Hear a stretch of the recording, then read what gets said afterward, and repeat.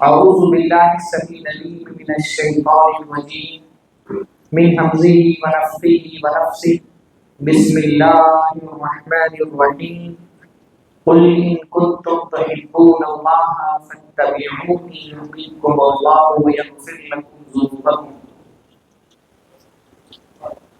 سب سے پہلے ہر طرح کی روزانہ تعریف و توصیف حضور کی برتری کبریائی بڑائی اللہ رب العزت کے لیے لائق و زیبا ہے، جس نے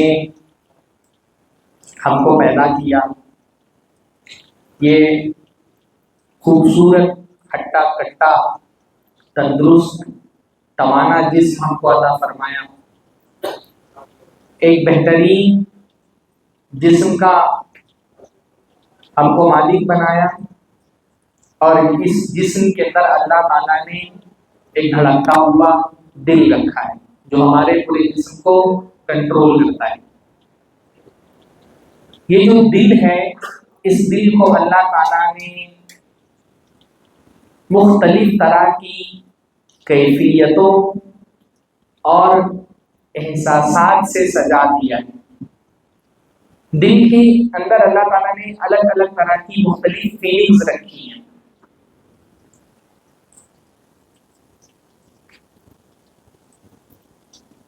دل میں پائے جانے والے ان احساسات میں جو فیلنگ اللہ تعالیٰ نے دل کے اندر رکھی ہے، ایک بہت ہی پیاری، بہت ہی نفیس اور بہت ہی قیمتی فیلنگ اور بہت پیارا احساس اللہ تعالیٰ نے رکھا ہے، محبت۔ دل کو دیے جانے والے احساس میں سب سے قیمتی احساس کیا ہے؟ محبت۔ اور بھی احساسات ہیں، خوف، امید، لالچ، ڈر، یہ سارے احساسات اللہ نے دل کے اندر رکھے ہیں، پر دل کے احساسات میں سب سے قیمتی احساس کیا ہے؟ محبت۔ ہمارے دامن میں پائے جانے والی سب سے قیمتی چیز ہے محبت۔ سب سے قیمتی چیز جو ہم کسی کو دے سکتے ہیں وہ کیا ہے؟ محبت۔ اس لیے دل میں پائے جانے والی اس محبت کا سب سے پہلا مستحق تو ہمارا رب ہے، جس نے دل کو اس محبت سے معمور کیا ہے، جس نے یہ کائنات بنائی ہے، جس نے خود ہم کو تخلیق کیا ہے۔ ایک ایمان والے بندے کی سب سے بڑی محبت کون ہوتا ہے؟ اس کا رب۔ اللہ نے فرمایا والذین آمنوا اشد حبا للہ، کہ جو ایمان لانے والے لوگ ہیں وہ سب سے شدید محبت کس سے کرتے ہیں؟ اللہ سے کرتے ہیں۔ کائنات میں کوئی شے ان کو اللہ جتنی محبوب نہیں ہوتی۔ ایک کافر کی اور ایک مومن کا سب سے بنیادی فرق بھی یہی ہے کہ ایمان والا سب سے گہری محبت اللہ تعالیٰ سے کرتا ہے، بلکہ محبت الگ الگ طرح کی ہوتی ہے نا۔ اللہ سے جو محبت ہے وہ ایک الگ طرح کی محبت ہے، یہ وہ والی محبت ہوتی ہے جو ایک بندے کو اپنے رب سے ہوتی ہے، ایک عابد کو اپنے معبود سے ہوتی ہے، مخلوق کو اپنے خالق سے ہوتی ہے۔ جو اللہ تعالیٰ والی محبت ہے، جو بندے کو اللہ تعالیٰ سے ہوتی ہے، وہ محبت ایسی محبت ہے جس محبت میں اللہ کے ساتھ کسی کو شریک کرنا جائز نہیں ہے نا۔ ہر دنیا میں ہر انسان اپنے معبود سے محبت کرتا ہے۔ ہم جو اللہ سے محبت کرتے ہیں یہ محبت عبادت ہے، یہ صرف محبت نہیں، یہ کیا ہے؟ عبادت والی محبت ہے، اور یہ عبادت اللہ کے علاوہ کسی سے جائز نہیں۔ تو وہ جو عبادت والی محبت ہے جو ایک بندہ ہونے کی حیثیت سے ہم اپنے رب سے کرتے ہیں، اس محبت میں تو دنیا کی کسی شخصیت کو شریک نہیں کیا جا سکتا۔ یہ محبت خالصتاً اللہ کے لیے۔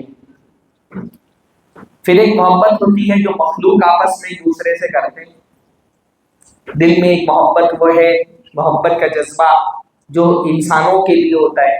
یہ جو انسانوں والی محبت ہے، خالق والی محبت تو ایک الگ محبت ہے، مخلوق والی محبت میں ہم کو سب سے اوپر رکھنا ہے اپنے پیارے نبی محمد رسول اللہ صلی اللہ علیہ وسلم کو۔ زندگی میں اللہ کے نبی صلی اللہ علیہ وسلم سے زیادہ کسی سے محبت نہیں کرنا ہے. اللہ کے نبی سے محبت واجب ہے، ہمارے ایمان کا تقاضا ہے.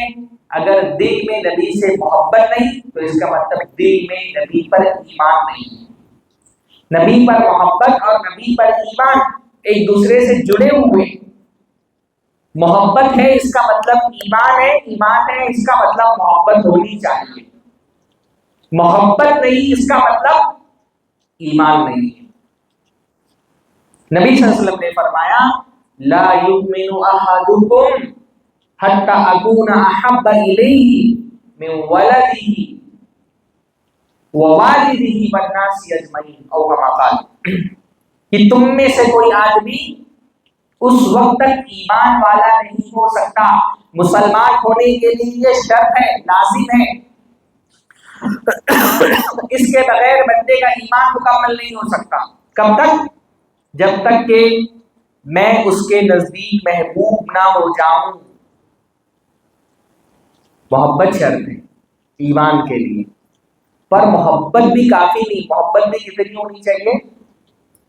اللہ کے نبی نے فرمایا میں اس کے نزدیک محبوب ہو جاؤں من ولدہ، اس کی اولاد سے زیادہ. انسان دنیا میں سب سے زیادہ اپنی اولاد سے محبت کرتا ہے، پر نبی کی محبت اگر اولاد کی محبت سے زیادہ نہیں تو بندہ ایمان والا نہیں. انسان کی والد سے، اس کے ماں باپ سے زیادہ اللہ کے رسول سے محبت ہونی چاہیے. والناس اجمعین، اور کائنات میں جتنی چیزیں پائی جا رہی ہیں ہر چیز سے زیادہ کس سے محبت کرنی ہے؟ رسول اللہ سے محبت کرنی ہے. بلکہ قرآن مجید میں اللہ تعالیٰ نے باقاعدہ دھمکی دی ہے، ڈرایا ہے.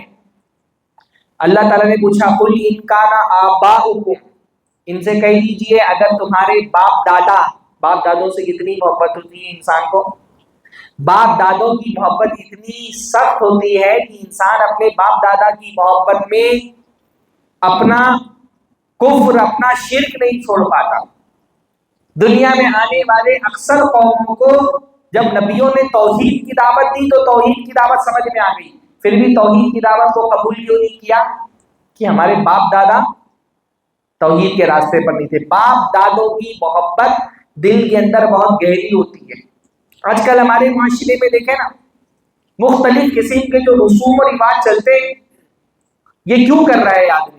باپ دادوں کی محبت میں.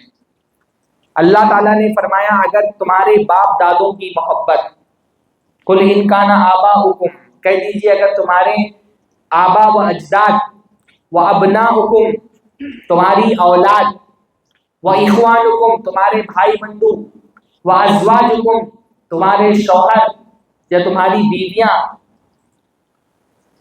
و اموال اقترفتم، و عشیرتکم، اور تمہارے خاندان کے لوگ، و اموال اقترفتموہا، اور وہ مال جو تم نے کمایا ہے، تمہاری پراپرٹی، تمہاری جائیداد،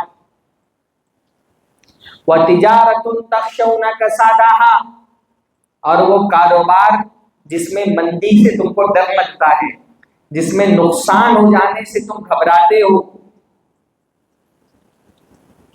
وَمَسَاكِنُ تَرْضَوْنَهَا، اور تمہارے محلات، تمہارے بنگلے، تمہارے بڑے بڑے گھر جن کو تم سے بہت لگاؤ ہے، جس سے بہت خوشی ملتی ہے تم کو، یہ ساری چیزیں احب الیکم من اللہ، اگر ان چیزوں کی محبت اللہ سے زیادہ ہے، ورسولہ، اللہ کے رسول سے زیادہ ہے، وجہاد فی سبیلہ، اور اللہ کے راستے میں جہاد کرنے سے زیادہ ہے، محنت کرنے سے زیادہ ہے، فتربصوا حتی یاتی اللہ بامرہ، تو رکو، ٹھہرو، انتظار کرو یہاں تک کہ اللہ تعالیٰ کا عذاب تمہارے اوپر نازل ہو جائے.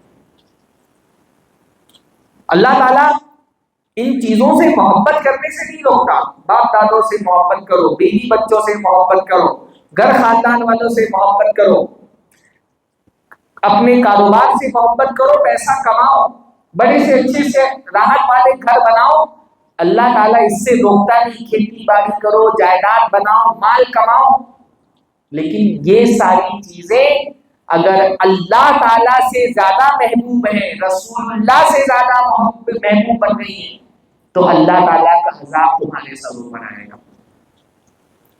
آج جو ملک میں حالات ہم دیکھ رہے ہیں الگ الگ تکلیفوں کے، پریشانیوں کے، ہم سوچتے ہیں کہ عذاب کیوں آیا؟ کہ عذاب اسے بھی آیا کیونکہ ہمارے لیے دنیا اللہ تعالیٰ سے زیادہ محبوب ہو گئی ہے، ہمارے لیے اپنی مال و جائیداد اللہ تعالیٰ سے زیادہ محبوب ہے، اپنا راحت و سکون اللہ اس کے رسول سے زیادہ محبوب ہے۔ بھائی زبان سے تو وہ یہ نہیں کہے گا کہ میں اپنے باپ دادوں سے زیادہ محبت کرتا ہوں، اللہ تعالیٰ سے زیادہ، رسول اللہ سے زیادہ مجھے اپنے بچوں سے محبت ہے، کوئی بولے گا؟ اتنے لوگ بیٹھے ہیں یہاں پر، اگر میں کسی سے پوچھوں آپ اللہ تعالیٰ سے، رسول اللہ سے زیادہ محبت کرتے ہیں یا اپنے باپ دادوں سے زیادہ محبت کرتے ہیں؟ کوئی بولے گا مجھے اللہ کے رسول اور اللہ تعالیٰ سے زیادہ اپنے باپ دادا محبوب ہے، یا اپنی اولاد محبوب ہے، یا اپنے بال بچے محبوب ہیں؟ کوئی نہیں بولے گا۔ اپنی راحت اور سکون محبوب ہے، کوئی بولے گا؟ اپنا گھر مجھے اللہ اس کے رسول سے زیادہ محبوب ہے، کوئی نہیں بولے گا۔ لیکن اللہ تعالیٰ صرف دعووں پر تو جنت نہیں دے دے گا۔ اگر آپ اللہ اس کے رسول سے سچی محبت کرتے ہیں تو اس محبت کا ثبوت بھی پیش کرنا پڑے گا۔ کیا ثبوت ہے آپ کے پاس کہ آپ اللہ اور اس کے رسول سے زیادہ محبت کرتے ہیں؟ اپنے مال سے بھی زیادہ، اپنی اولاد سے بھی زیادہ، اپنے گھر کاروبار سے بھی زیادہ، اپنی راحت اور سکون سے بھی زیادہ، اپنی نیند اور اپنے آرام سے بھی زیادہ اللہ اور اس کے رسول سے محبت کرتے ہیں، اس کا کیا ثبوت ہے آپ کے پاس؟ اتنے سارے لوگ بیٹھے، میں یہ نہیں کہہ رہا کہ ہاتھ اٹھائیے، لیکن میں پوچھتا ہوں آپ میں سے کتنے لوگوں نے آج فجر کی نماز جماعت کے ساتھ ادا کی؟ ہاں، اگر میں اللہ تعالی کے لیے فجر کے وقت اپنی نیند قربان کر کے مسجد میں نہیں آ سکتا تو میں جھوٹا ہوں کہ مجھے اللہ تعالیٰ سے سچی محبت ہے۔ حقیقت یہ ہے کہ مجھے میری نیند اللہ تعالیٰ سے زیادہ پیاری ہے، میرے گھر کا راحت اور سکون مجھے رسول اللہ سے زیادہ محبوب ہے، میں اللہ اس کے رسول سے زیادہ اپنے بستر کے آرام سے محبت کرتا ہوں۔ کس قدر تم پہ گرا صبح کی بیداری ہے، ہم سے کب پیار ہے، ہاں نیند تمہیں پیاری ہے۔ محبت صرف زبان سے دعووں کا نام نہیں ہے، محبت ہے تو وہ اطاعت اور اتباع میں دکھنی چاہیے۔ اللہ کے رسول کی اگر ذات سے محبت ہے تو اللہ کے رسول صلی اللہ علیہ وسلم کی بات سے بھی محبت ہونی چاہیے۔ ہمارا پرابلم یہ ہے کہ ہمارے سارے دعوے رسول اللہ کی ذات سے محبت کے، جب رسول اللہ کی بات سے محبت کا دعویٰ آتا ہے تو ہم صفر ہو جاتے ہیں۔ ہم سے نعتیں پڑھوا لو، نعرے لگوا لو، ہم جان دینے کی بات کرتے ہیں رسول اللہ پر۔ ارے بھائی رسول اللہ نے آپ سے جان نہیں مانگی ہے، آپ کیوں بولتے ہیں رسول اللہ پر جان قربان کریں گے؟ جان قربان کرنے کا تو مرحلہ ابھی نہیں آیا ہے، ابھی مرحلہ ہے اللہ کے رسول کے لیے نیند قربان کرنے کا۔ فجر کے وقت میں کتنے لوگوں سے قربان ہوتی ہے نیند؟ کتنے سب رہتے ہیں شیخ نمازی فجر میں؟ آپ امام ہیں آگے نا، کتنے لوگ رہتے ہیں نماز میں؟ ہاں، ایک سب۔ جو رسول اللہ سے محبت کرے گا وہ نماز چھوڑے گا، اور جو نماز چھوڑتا ہے کیا رسول اللہ سے محبت کریں گے؟ جو رسول اللہ سے محبت کرے گا وہ ہر اس عمل سے محبت کرے گا جس سے رسول اللہ محبت کرتے ہیں، اور رسول اللہ نماز سے محبت کرتے ہیں۔ بندہ جب اللہ کے رسول سے محبت کرتا ہے نا، سچی محبت، تو وہ سوچتا ہے میں ایسا کروں کہ میں رسول اللہ کا محبوب ہو جاؤں، اور رسول اللہ کی محبت حاصل کرنی ہے تو کیا کرنا پڑے گا؟ نماز پڑھنی پڑے گی۔ اللہ کے رسول کیا بے نمازیوں سے محبت کرتے تھے؟ اللہ کے رسول نے تو فرمایا اگر بچے اور عورتیں نہ ہوتی، بوڑھے اور معذور لوگ نہ ہوتے تو میں بلال سے کہتا کہ اذان دو، اور مسجد میں جماعت کھڑی کرواتا، اور جب لوگ مسجد میں آ جاتے نماز پڑھنے کے لیے تو میں جا کر کے گھروں کو آگ لگا دیتا تاکہ بے نمازی کو ان کے گھروں میں زندہ جلا دوں۔ رسول اللہ کو بے نمازی سے اتنی نفرت ہے کہ وہ رحمت للعالمین ہے۔ رسول کون ہے بھائی؟ رحمت للعالمین۔ حضور رحمت للعالمین کو بھی بے نمازیوں سے اتنی نفرت ہے کہ رسول اللہ فرما رہے ہیں مجبور ہو کہ گھر میں بچے بھی ہوتے ہیں جن پر نماز فرض نہیں ہے، عورتیں ہوتی ہیں جن پر جماعت فرض نہیں ہے، معذور لوگ ہیں، بوڑھے لوگ ہیں جن کے لیے مسجد میں آنا فرض نہیں ہے، ورنہ جو لوگ جماعت کے وقت مسجد میں نہیں آتے، گھر میں سوئے پڑے رہے ہیں، آرام کر رہے ہیں، کھیل رہے ہیں، میں ان کے گھروں میں آگ لگوا کر کے ان کو زندہ جلوا دوں۔ جو رسول اللہ سے محبت کرے گا، اس حدیث کو سننے کے بعد کیا اس کو اذان ہونے کے بعد اپنے گھر میں سکون اور راحت محسوس ہوگی؟ ہمارا مسئلہ یہ ہے کہ ہم محبت کا دعویٰ تو بہت کرتے ہیں، پر جب اس محبت کی ثبوت دینے کا وقت آتا ہے تو ہار جاتے ہیں۔ جس کو رسول اللہ سے محبت ہوگی وہ اپنی جان سے زیادہ رسول سے پیار کرے گا، جیسے صحابہ کرام کرتے ہیں، اور ہم سے یہ تقاضا کیا گیا ہے کہ ہم اپنی جان سے زیادہ رسول اللہ سے محبت کریں، اپنے آپ سے زیادہ رسول اللہ سے محبت کریں۔ اللہ تعالیٰ نے فرمایا النبی اولا بالمؤمنین من انفسہم، ایمان والوں کے لیے نبی ان کی اپنی جان سے بھی زیادہ اہم ہوتے ہیں۔ ہم کو اپنی جان سے زیادہ رسول اللہ سے محبت کرنی ہے۔ اللہ کے رسول صلی اللہ علیہ وسلم، بھائی اللہ کے رسول سے کوئی محبت کیوں نہ کرے؟ اللہ کے رسول صلی اللہ علیہ وسلم سے تو آسمان کا خالق محبت کرنے والا ہے۔ جو خالق کا محبوب ہو، مخلوق اس سے محبت نہ کرے؟ اللہ کے رسول صلی اللہ علیہ وسلم تو اللہ تعالیٰ کے چہیتے ہیں۔ اللہ تعالیٰ کے یہاں رسول اللہ کا اتنا بڑا مقام ہے۔ آپ دیکھیں پورے قرآن مجید میں اللہ تعالیٰ نے مختلف مقامات پر الگ الگ نبیوں کو پکارا ہے۔ جب حضرت آدم کو پکارنا ہوا تو کیا کہا؟ یا آدم۔ حضرت عیسیٰ کو پکارنا ہوا تو کیا کہا؟ یا عیسیٰ۔ حضرت زکریا کو پکارنا ہوا تو کیا کہا؟ یا زکریا۔ الگ الگ نبیوں کو ان کا نام لے کر کے پکارا، پر رسول اللہ سے، اللہ کے نبی صلی اللہ علیہ وسلم سے اللہ تعالیٰ کو اتنی محبت تھی، پورے قرآن مجید میں کہیں بھی اللہ تعالیٰ نے نبی کو ان کا نام لے کر کے نہیں پکارا۔ جب بھی نبی کو پکارنا ہوا کیا کہا؟ یا ایھا النبی، اے نبی، یا ایھا الرسول، اے رسول، یا ایھا المدثر، یا ایھا المزمل۔ اللہ کے نبی کو کبھی آپ کا نام لے کر کے نہیں پکارا، رسول کہا، نبی کہا، آپ کے القاب سے آپ کو پکارا۔ یہ اللہ تعالیٰ کی رسول اللہ سے محبت ہے۔ اللہ تعالیٰ نے ساری دنیا کے انسانوں میں اللہ کے نبی کو اپنے لیے چنا، اس لیے اللہ کے نبی کے ناموں میں سے ایک نام کیا ہے؟ المجتبی، چنے ہوئے، المصطفیٰ، منتخب کیے ہوئے، چوزے۔ ساری کائنات کے انسانوں میں اللہ تعالیٰ نے اپنی قربت کے لیے، اپنی سب سے شدید ترین محبت کے لیے پیارے نبی صلی اللہ علیہ وسلم کو چنا۔ دنیا میں بھی اللہ تعالیٰ کے نبی محمد صلی اللہ علیہ وسلم اللہ تعالیٰ کے سب سے قریبی ہیں، قیامت کے لیے بھی اللہ کے نبی صلی اللہ علیہ وسلم اللہ تعالیٰ سے سب سے قریب ہوں۔ جو جنت ہے نا، جنت کا سب سے اعلیٰ ترین جو مقام ہے، کیا ہے اس مقام کا نام؟ سب سے بڑی جو جنت ہے وہ کیا ہے؟ جنت الفردوس۔ اور جنت الفردوس کا بھی سب سے ٹاپ کا جو مقام ہے وہ ایک ہی آدمی کو ملے گا۔ جنت نہ ایک پیرامڈ کی طرح ہے، جتنا اوپر چلتے جائیں گے اتنا لوگ کم ہوتے جائیں گے۔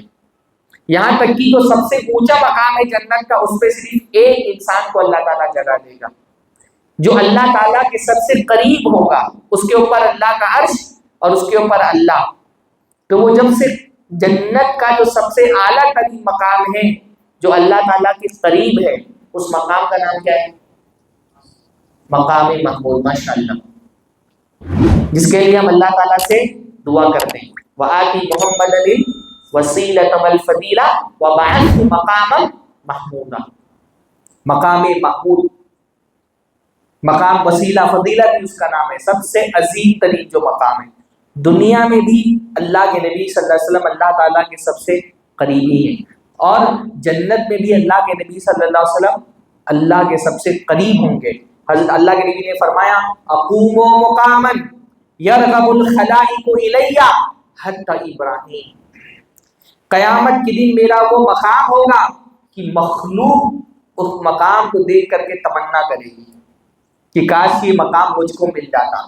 حتی ابراہیم، یہاں تک کہ حضرت ابراہیم بھی اس مقام کی تمنا کریں، وہ مقام اللہ کے نبی کو. تو جس کو کائنات کا خالق جس سے محبت کرتا ہو، مخلوق اس سے محبت کیوں نہیں کرے؟ ہاں، جاندار تو جاندار، بے جان جس سے محبت کرتے ہو. اللہ کے رسول کی شخصیت ایسی شخصیت ہے کہ جاندار تو جاندار، بے جان چیزیں اللہ کے نبی سے محبت کرتی ہیں. اللہ کے نبی صلی اللہ علیہ وسلم نے فرمایا مجھے آج تک مکہ کا وہ پتھر یاد ہے، اور مکہ میں اس پتھر کو میں پہچانتا ہوں جو مجھے سلام کیا کرتا تھا. پتھر اللہ کے رسول کو سلام کرتا تھا، اور پتھر موجود تھا اللہ کے رسول کے زمانے میں، اور اللہ کے رسول نے فرمایا میں اس پتھر کو آج بھی پہچانتا ہوں جو مجھ سے سلام کیا کرتا. اچھا دیکھیں، صحابہ کرام کی تربیت اللہ کے رسول نے ایسی کی تھی نا، جب اللہ کے رسول نے یہ بتایا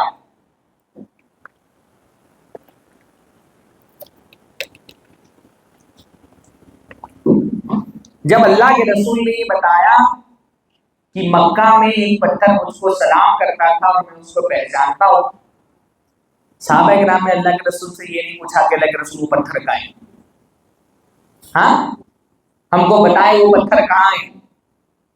ہمارے زمانے کے لوگ تو کیا کرتے ہیں، ڈھونڈ کے پتھر اس کو پوجنا شروع کر دیتے ہے نا.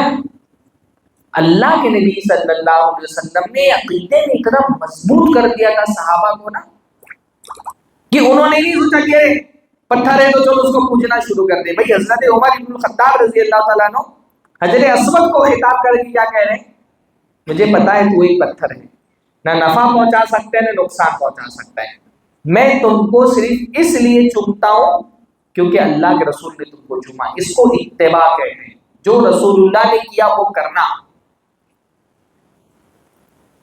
اللہ کے نبی صلی اللہ علیہ وسلم نے اپنے صحابہ کے عقیدے کو ایسا مضبوط کیا تھا نا، مرد تو مرد، عورتیں. دیکھیں حدیث میں آتا ہے نا، ایک کالی کلوٹی عورت اللہ کے نبی صلی اللہ علیہ وسلم کے پاس آئی اور اللہ کے نبی سے کہا اللہ کے نبی صلی اللہ علیہ وسلم میرے لیے آپ دعا کر دیں، مجھے مرگی کی بیماری ہے کہ اللہ تعالیٰ مجھے شفا دے دے. ادعوا اللہ لی، اللہ تعالیٰ سے میرے لیے دعا کر دے کہ اللہ تعالیٰ مجھے اس بیماری سے شفا دے دے. کس سے آ کر کے درخواست کر رہی ہے؟ اللہ کے نبی سے. پر شفا کس سے مانگ رہی ہے؟ اللہ سے. کالی کلوٹی کوئی معروف خاتون نہیں، ان کا نام کیا کسی کو نہیں پتا، کوئی بڑی صحابیات میں سے نہیں، ایک عام سی کالی کلوٹی عورت، لیکن عقیدے میں اتنی مضبوط، توحید اتنی پختہ کہ اس کو پتا ہے کہ شفا دینے والی ذات رسول اللہ کی نہیں ہے، اللہ کی ہے. ہاں، اس لیے شفا کس سے مانگ رہی ہے؟ اللہ سے. رسول اللہ سے کہہ رہی ہے، رسول اللہ سے دعا نہیں کر رہی، رسول اللہ سے کہہ رہی آپ میرے لیے اللہ سے دعا کر دیں. ہمارے زمانے میں تو مرد جو شرک و کفر میں مبتلا ہے وہ اپنی جگہ پر، لیکن قبروں پہ دیکھو، مزاروں پہ جاؤ، درگاہوں کا مشاہدہ کرو، 100 میں سے 80 عورتیں قبروں کے سامنے سر جھکائی ہیں، مزاروں پہ جا کر کے فریادیں کر رہی ہیں، پیروں سے جا کر کے دعائیں مانگ رہی ہیں، سب سے زیادہ تعویذیں لکھانے والی عورتیں۔ اس عورت سے سبق سیکھو، یہ کوئی بہت معروف عورت نہیں ہے، پر توحید کی اتنی مضبوط ہے، اللہ کے رسول صلی اللہ علیہ وسلم کے پاس آ کر کے کہہ رہی ہیں، اللہ کے رسول صلی اللہ علیہ وسلم اللہ سے آپ دعا کر دیں کہ اللہ تعالیٰ مجھے مرگی کی اس بیماری سے نجات دے دے۔ اللہ کے رسول صلی اللہ علیہ وسلم کہتے ہیں تم چاہو تو میں تمہارے لیے دعا کر دوں، لیکن ان صبرتی فلک الجنہ، اگر صبر کر لو گے تو تم کو جنت ملے گی۔ جنت کی چاہت ایسی ہے، مرگی جیسی بیماری کتنی خطرناک بیماری ہوتی ہے۔ کہا ٹھیک ہے اللہ کے رسول، اگر اس صبر کے بدلے جنت ملی ہے تو مجھے یہ بیماری قبول ہے، میں صبر کروں گی اس بیماری پر اور امید کروں گی کہ اللہ تعالیٰ مجھے جنت دے دے۔ بس اتنی سی بات ہے کہ جب مجھے مرگی ہوتی ہے تو میرے کپڑے کھل جاتے ہیں، رسول اللہ آپ اتنی دعا کر دیں کہ اللہ تعالیٰ میری حیا کی حفاظت کرے۔ ہاں میری حیا کی، اتنی باحیا عورتیں ہوتی ہیں، بوڑھی کالی کا لوٹی ہے لیکن اپنی حیا کا اتنا خیال ہے۔ یہ بھی ہماری بہنوں کو سیکھنا چاہیے کہ مرگی جیسی بیماریوں میں بھی ایک عورت کی فکر کیا ہے کہ میرا جسم بے لباس نہ ہو جائے، اور یہاں تو فیشن کے نام پہ جوان عورتیں اپنا جسم دکھانے پر تلی ہوئی ہیں۔ اللہ کے رسول نے ان کے لیے دعا کی، جب وہ جانے لگی تو اللہ کے رسول نے فرمایا کسی کو اگر جنتی عورت کو دیکھنا ہو تو اس کو دیکھ لو۔ آپ کے جنت یا جہنم میں جانے کا فیصلہ آپ کے چہرے کا رنگ دیکھ کر کے نہیں ہوگا۔ آپ کی خوبصورت بہنیں ہیں نا، خواتین آئی ہیں کہ نہیں آئی؟ ہاں خواتین کا بھی انتظام ہے نا۔ آپ کے جنت میں جانے کا فیصلہ آپ کے رنگ روپ سے نہیں ہوگا، آپ کے عقیدے اور آپ کی عبادتوں سے ہوگا۔ اس عورت سے سیکھیے، دیکھنے میں کالی کلوٹی ہے پر اللہ کے رسول کیا فرما رہے ہیں، جس کو جنتی عورت کو دیکھنا ہو اس کو دیکھ لیں۔ پہلی محنت جتنا ہمارے زمانے کی عورتیں اپنے ظاہر کو سجانے اور سنوارنے پر کرتی ہیں، اتنی محنت اگر اپنے عقیدے کو درست کرنے اور اپنی عبادتوں کو سنوارنے پر کر دیں تو انشاءاللہ تعالی جنت ان کا ٹھکانہ ہوگا۔ صحابہ کرام اللہ کے رسول صلی اللہ علیہ وسلم سے جو محبت کرتے تھے، اس محبت کا تقاضا انہوں نے یہی سمجھا کہ میں اپنے ظاہر کو اور اپنے باطن کو رسول اللہ کے موافق کروں۔ اللہ کے نبی صلی اللہ علیہ وسلم کی شخصیت ایسی تھی کہ اللہ کے نبی صلی اللہ علیہ وسلم کو دیکھ کر کے صحابہ کو سکون ملتا تھا، راحت ملتی تھی۔ میں نے بتایا نا کہ اللہ کے نبی صلی اللہ علیہ وسلم جب تک کہ ممبر نہیں بنا تھا نا، ایک تنا تھا پیڑ کا، اس تنے پر ٹیک لگا کر کے اللہ کے رسول صلی اللہ علیہ وسلم خطبہ دیا کرتے تھے۔ جب اللہ کے رسول کے لیے ممبر بنا دیا گیا تو اللہ کے رسول نے اس تنے کو چھوڑ دیا اور ممبر پر تشریف لائے خطبہ لینے کے لیے۔ بھری مجلس ہے صحابہ، اس بھری مجلس میں وہ پیڑ کا تنا جب اس کو چھوڑ کر کے اللہ کے رسول ممبر پہ آئے، وہ پیڑ کا تنا ایسے رونے لگا جیسے کسی بچے کو اس کی ماں سے جدا کر دیا گیا ہو۔ رونے لگا، بل بلانے لگا، بلک بلک کر کے رونے لگا۔ صحابہ کرام نے اپنی آنکھوں سے دیکھا۔ اللہ کے رسول کی شخصیت ایسی شخصیت تھی کہ بے جان چیزیں کہ اللہ کے رسول سے محبت کرتی ہیں۔ اللہ کے رسول صلی اللہ علیہ وسلم اٹھے اور اس تنے کو سینے سے لگایا، جیسے کوئی ماں اپنے بچے کو تسلی دینے کے لیے سینے سے لگاتی ہے، تب جا کر کے وہ تنا شانت ہوا، پرسکون ہو گیا۔ نبی کی شخصیت واللہ ایسی شخصیت تھی نا کہ اللہ کے نبی صلی اللہ علیہ وسلم کو جو دیکھ لے اللہ کے نبی کا گرویدہ ہو جاتا تھا۔ اگر اس کے آنکھوں پر تعصب اور نفرت کی پٹی نہیں پڑی ہوئی ہے اللہ کے رسول سے ایک ملاقات میں اللہ کے نبی صلی اللہ علیہ وسلم سے محبت کرنے لگتا تھا۔ حضرت ثمامہ بن اسال، یمامہ کا ایک علاقہ ہے عرب میں، اس کے بہت بڑے سرداروں میں سے تھے، مسلمانوں کے دشمن تھے۔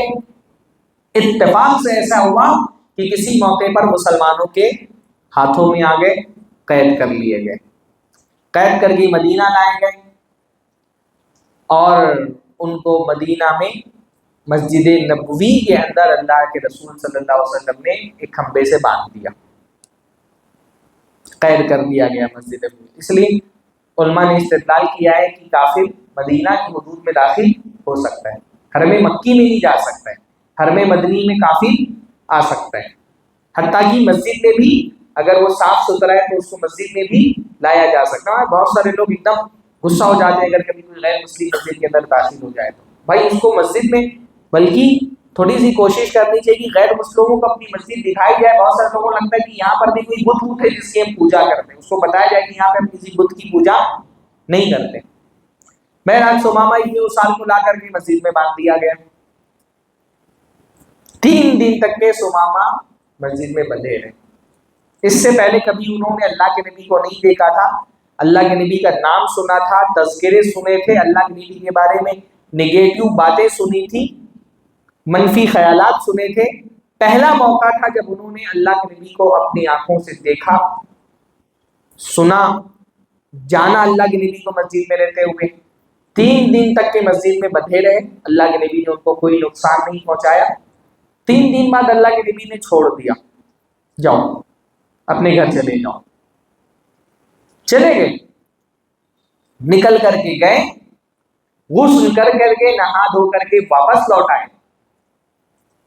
اللہ کے نبی کے ہاتھ پر بیعت کی اور کیا فرمایا؟ کہا کہ آج سے پہلے یہ 3 دن جو میں آپ کے ساتھ گزرے، ان 3 دنوں سے پہلے آپ کے چہرے سے ناپسندیدہ چہرہ میرے نزدیک کوئی نہیں تھا، ان 3 دنوں کے بعد آپ کے چہرے سے زیادہ محبوب چہرہ میرے نزدیک کوئی نہیں۔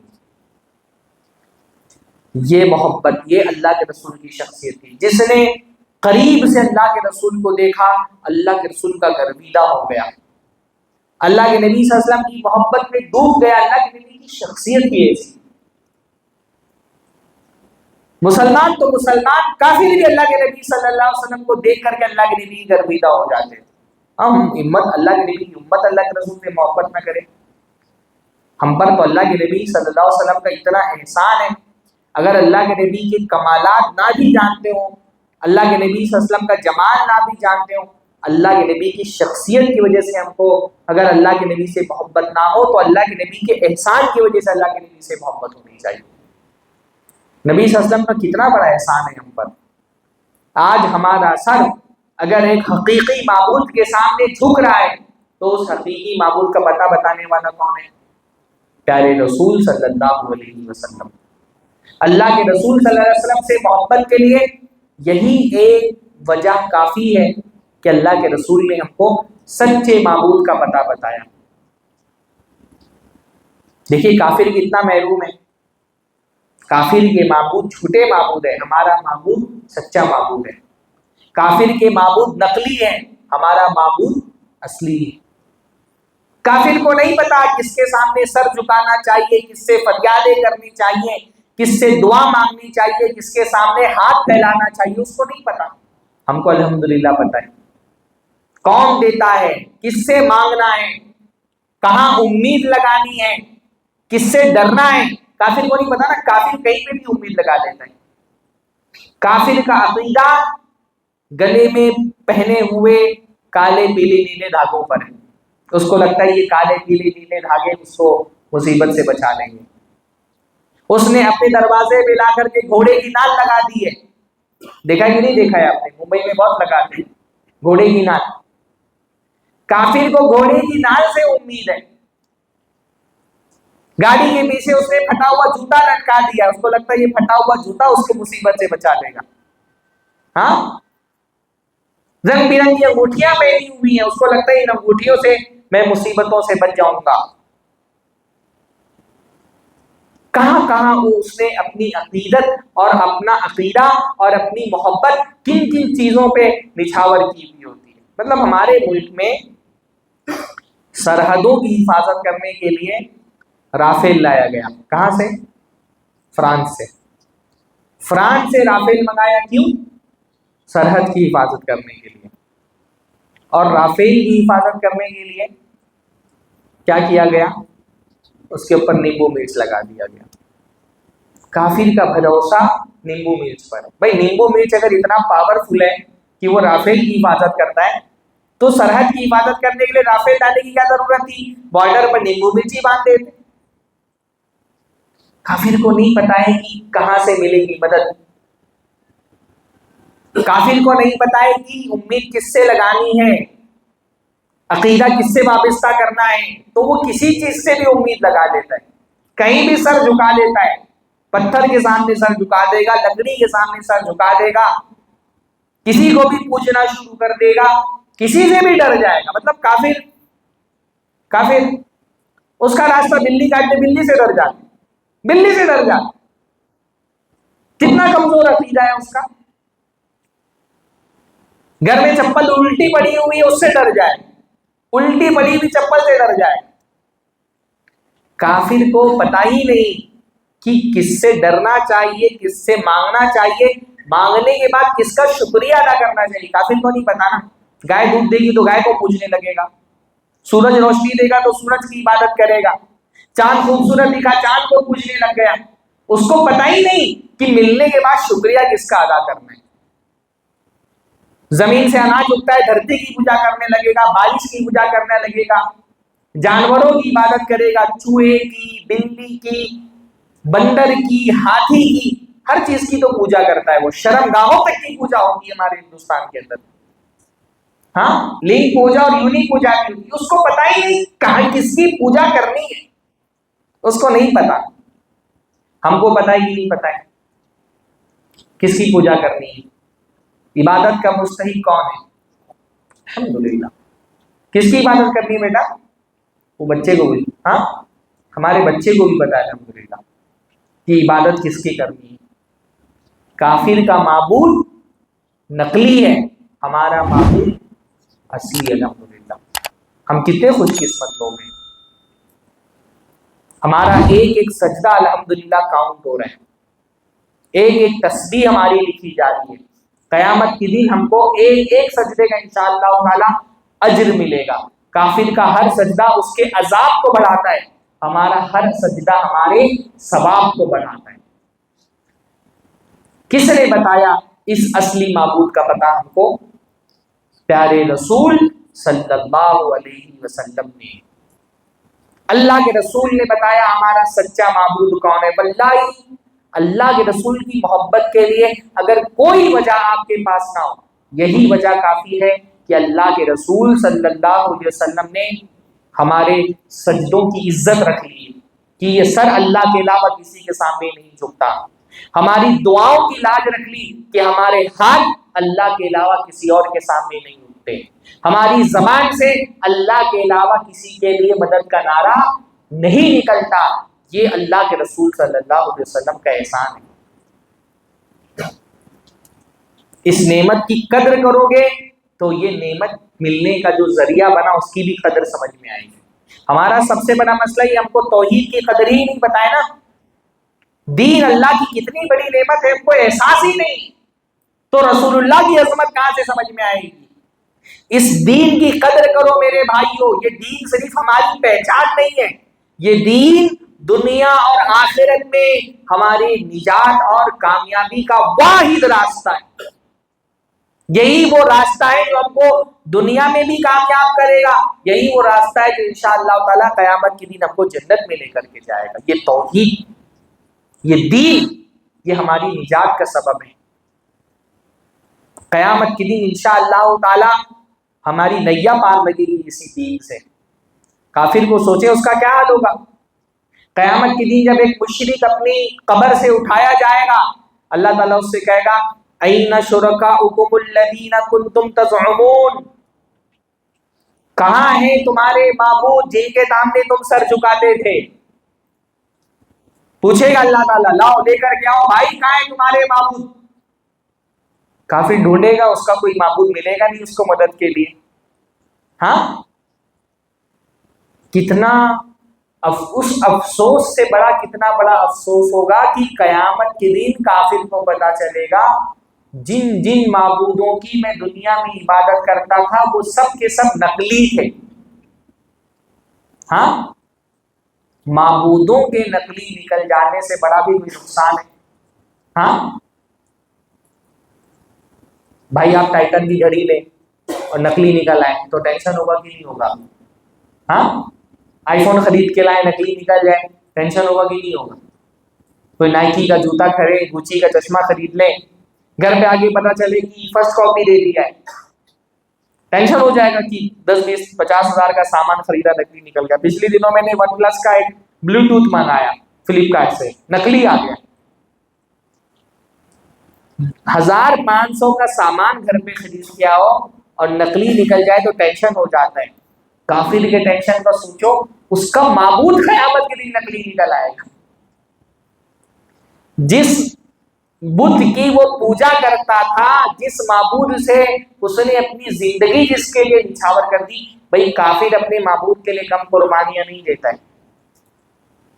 ہاں کتنے لوگوں کو آپ دنیا میں ہندوستان میں دیکھیں گے اپنے معبود کے لیے دنیا تیاگ دی پہاڑوں پہ چلے گئے جوگی بن گئے سنیاس لے لیا بال بچے چھوڑ کر کے برہمچاری بن گئے. ہم تو اللہ تعالیٰ کے لیے 10 منٹ قربان کر کے درس میں نہیں آ پاتے. ہاں علم چل کر کے ہمارے شہروں میں آتا ہے ہم اپنے گھر سے نکل کر کے اپنی مسجد میں نہیں آ پاتے. ہم سے فجر کی اذان ہوتی ہے 5 منٹ کی 10 منٹ کی نیند قربان نہیں ہو پاتی ہم سے. ہم کو دین کی قدر نہیں ہے نا.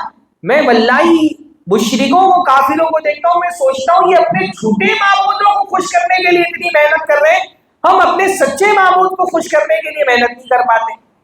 نہ ہم اپنے وقت کی قربانی دے سکتے نہ اپنے آرام کی قربانی دے سکتے نہ اپنی خواہشات کی قربانی دے سکتے نہ اپنے مال کی قربانی دے سکتے. کافر کو دیکھو اس کا معبود جھوٹا ہے پھر بھی اپنی پوری زندگی تیاگ دیتا ہے اپنے جھوٹے معبود کے لیے. ہمارا معبود تو سچا ہے نا پھر ہم سے کیوں نہیں قربانی ہوتی دین کے لیے؟ تھوڑا سا ٹائم دین کے لیے ہفتے بھر میں جمعہ کے دن خطبے کے لیے پورے ہفتے تو مسجد کو دیکھا نہیں جمعہ کے دن خطبے کے لیے بھی گھر سے ٹائم دیکھ کر کے نکلتے ہیں کہ کہیں ایسا نہ ہو کہ 5 منٹ خطبہ سننا پڑے ٹھیک جماعت کے ٹائم پر پہنچتے ہیں.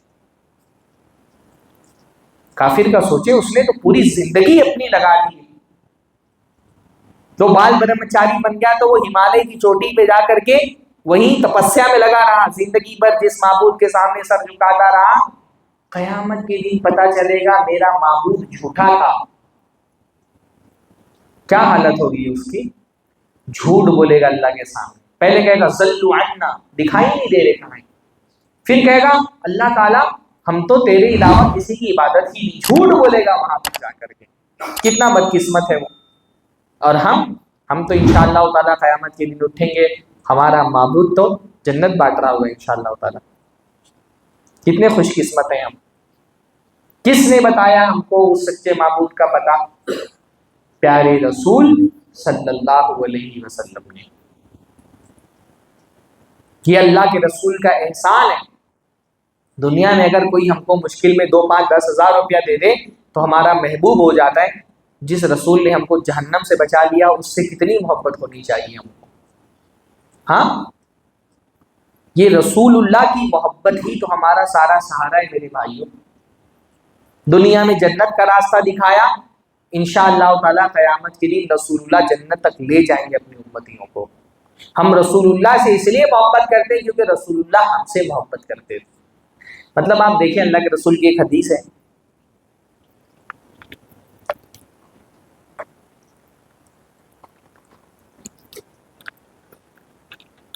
اللہ کے رسول کی ایک حدیث ہے کہ ہر نبی کو اللہ تعالیٰ نے ایک چانس ایسا دیا تھا کہ ایک دعا تم دنیا میں ایسی مانگ سکتے ہو جو اللہ تعالیٰ رد نہیں کرے گا. ہر نبی کو لکل نبی دعوت مستجابہ، ہر نبی کو ایک دعا ایسی دی گئی تھی، ایک آپشن ایسا دیا گیا تھا کہ دنیا میں ایک دعا تو تمہاری اللہ تعالیٰ کسی بھی حال میں رد نہیں کرے گا، اللہ تعالیٰ اس کو قبول کرے گا۔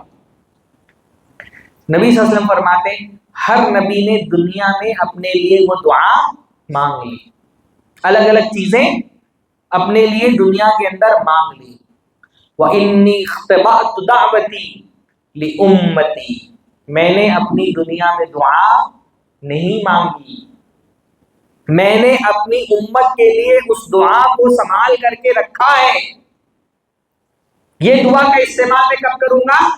قیامت کے دن اپنی امت کی سفارش کے لیے، اس کو جہنم سے بچانے کے لیے، اس کو جنت میں داخلہ دلانے کے لیے اس دعا کو استعمال کروں گا۔ دنیا میں نے اس کا استعمال نہیں کیا۔ واللہ آپ سیرت پڑھیں، اللہ کے نبی کی زندگی میں کتنے مشکل ترین حالات آئے، ان حالات میں اللہ کے نبی صلی اللہ علیہ وسلم اس آپشن کا یوز کر سکتے تھے۔ ایک لائف لائن اللہ کے نبی کے پاس موجود تھی۔ اللہ کے نبی صلی اللہ علیہ وسلم کی چہیتی بیوی حضرت خدیجہ بستر مرگ پر ہیں، وفات کا وقت قریب ہے، اللہ کے نبی اگر چاہتے اس دعا کا استعمال کر کے اپنی بیوی کی جان بچا سکتے تھے، ہے نا؟ اللہ کے نبی صلی اللہ علیہ وسلم نے اپنی بیوی کی جان سے زیادہ اہم اپنی امت کی صفات کو سمجھا، اپنی بیوی کی جان پر اپنی امت کو ترجیح دی۔ ابو لہب ایمان پڑے بغیر دنیا سے رخصت ہو گئے، کلمہ پڑے بغیر، ایمان لائے بغیر دنیا سے رخصت ہو گئے ابو لہب۔ اللہ کے رسول چاہتے تو وہ جو ایک لائف لائن اللہ کے نبی صلی اللہ علیہ وسلم کے پاس تھی، اللہ کے نبی اس کا یوز کرتے، ابو لہب کے ایمان کے لیے دعا کر سکتے تھے، اللہ کے نبی نے اس کا استعمال نہیں کیا۔ تین بیٹیاں اللہ کے نبی صلی اللہ علیہ وسلم کی زندگی میں وفات پا گئی، نبی صلی اللہ علیہ وسلم چاہتے تو اپنی دعا سے ان کی جان بچا سکتے، کوئی بیٹا اللہ کے نبی صلی اللہ علیہ وسلم کا زندہ نہیں بچا۔ ایک بچے نے اللہ کے نبی کی آنکھوں کے سامنے دم توڑ دیا، ابراہیم۔ اللہ کے نبی چاہتے اس دعا کا استعمال کر کے اپنے بچے کی جان بچا سکتے، اپنے بیٹے کو بچا سکتے تھے۔ اللہ کے نبی چاہتے اس دعا کا استعمال کر کے حضرت حمزہ کو بچا سکتے تھے۔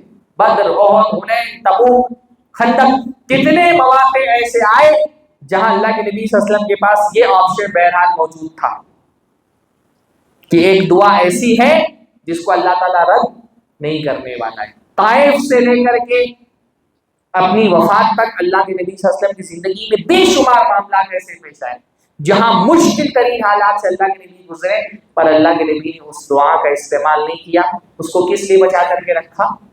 ہمارے لیے بچایا، تاکہ قیامت کے دن ہم گنہگاروں کی سفارش اللہ کے حضور میں کر کے ہم کو جہنم سے بچا سکے۔ کیا حق نہیں پہنچتا اس رسول کا کہ جو رسول ہم سے اتنی محبت کرتا تھا، ہم اپنی محبتیں اس رسول کے لیے نچھاور کریں؟ ہاں، جو روتا تھا راتوں میں اٹھ کر کے، اللہ کے نبی صلی اللہ علیہ وسلم نے فرمایا کہ میں نے قرآن میں حضرت ابراہیم علیہ السلام کی دعا پڑھی کہ اللہ کے حضرت ابراہیم نے اپنی امت کے بارے میں اللہ سے دعا کی کہ اللہ تعالیٰ فمن تبعہم فإنہ منی، کہ میری امت کے لوگ ہیں، ان میں جو میری اتباع کریں وہ تو مجھ میں سے ہیں، میرے طریقے پر ہیں۔ ومن عصانی، اور اللہ تعالیٰ اگر میری امت کے لوگ میری نافرمانی کریں تو تو بخشنے والا ہے، تو جاننے والا ہے۔ حضرت عیسیٰ علیہ السلام نے اللہ تعالیٰ سے دعا کی اللہم ان تعذبہم فإنہم عبادک، اللہ تعالیٰ اگر تو ان لوگوں کو عذاب دے دے، میری امت کے لوگوں کو، تو یہ تیرے بندے، میں روک تو نہیں سکتا، لیکن اگر اللہ تعالیٰ تو ان کو بخش دے تو غفور رحیم ہے۔ نبی صلی اللہ علیہ وسلم فرما رہے میں نے دیکھا ابراہیم اپنی امت کے لیے دعا کر رہے ہیں اور عیسیٰ علیہ السلام اپنی امت کے لیے دعا کر رہے ہیں، تو اللہ کے نبی رونے لگے، امتی امتی، اللہ میری امت کا کیا ہوگا؟ رونے لگے اللہ کے رسول ہم کو یاد کر کے۔ اللہ تعالیٰ نے آسمان سے حضرت جبرائیل کو بھیجا کہ جاؤ معلوم کرو میرا چہیتا نبی، میرا محبوب کیوں رو رہا ہے، حالانکہ اللہ تعالیٰ کو پتہ ہے۔ تو حضرت جبرائیل آئے، اللہ کے رسول سے کہا کیوں رو رہے ہیں آپ؟ کس چیز نے آپ کی آنکھوں کو نم کر دیا؟ کیوں آپ کا دل غمگین ہے؟ یہ آنسو کیوں بہ پڑے آنکھوں سے؟ اللہ تعالیٰ جاننا چاہتا ہے۔ تو حضرت جبرائیل کو اللہ کے رسول نے جواب دیا کہ جس نے بھیجا ہے تم کو وہ بہتر جانتا ہے کہ میں کیوں رو رہا ہوں۔ حضرت جبرائیل نے اللہ کے نبی کا جواب جب پہنچایا تو حضرت جبرائیل اللہ تعالیٰ کا پیغام لے کر کے آئے، اللہ کے نبی سے کہا، اللہ کے نبی، اللہ تعالیٰ نے آپ کے لیے پیغام بھیجا ہے، یا محمد انا سنرضیک فی امتک، قیامت کے دن ہم آپ کو آپ کی امت کے معاملے میں خوش کر دیں گے، انشاءاللہ خوش کر دیں، ایسا فیصلہ کریں گے آپ کی امت کے معاملے میں کہ آپ خوش ہو جائیں۔ جو نبی رات کو اٹھ اٹھ کر کے ہمارے لیے رویا ہے، ہم اس کو خوش کرنے کے لیے فجر کے وقت اٹھ کر کے نماز آ کر کے نہیں پڑھ سکتے؟ ہاں بھائی، نماز کیا ہے؟ نماز اللہ کو خوش کرنے کا ذریعہ ہے، اور نماز رسول اللہ کے لیے درود پڑھنے کا ذریعہ ہے نا؟ نماز پڑھنے کے بعد سب سے آخری کام ہم کیا کرتے ہیں؟ سلام پھیرنے سے پہلے پیارے رسول صلی اللہ علیہ وسلم پر درود پڑھتے ہیں۔ یہ درود کیا ہے؟ ہماری طرف سے نبی پر کیے گئے احسان کی شکر گزاری، کہ رسول اللہ نے اتنا احسان ہم پر کیا ہے، ان کا اتنا حق نہیں بنتا کہ ہم نماز پڑھیں اور اللہ کے حضور میں اس رسول کے لیے اللہ تعالیٰ سے رحمت کی اور درود کی اور سلامتی کی دعا مانگیں۔